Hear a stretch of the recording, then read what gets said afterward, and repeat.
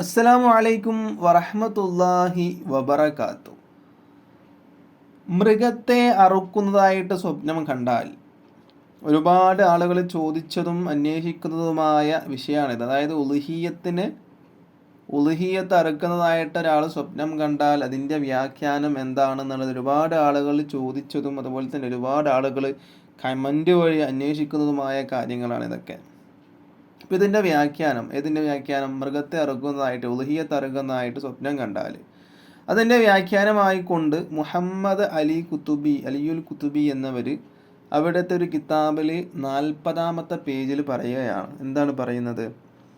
ഉറക്കിൽ ഒരാൾ ഉളുഹിയത്തിനെ സ്വപ്നം കണ്ടാൽ, അതായത് ഉളുഹിയത്ത് അറുക്കുന്നതായിട്ട് സ്വപ്നം കണ്ടാൽ നമ്മൾ എന്തൊക്കെയോ നേർച്ചയാക്കി വെച്ചിട്ടുണ്ട്, ആ നേർച്ച വീട്ടുമെന്നാണ് അതിൻ്റെ വ്യാഖ്യാനം. നമ്മളുണ്ടല്ലോ സാധാരണ നേർച്ചയാക്കുക,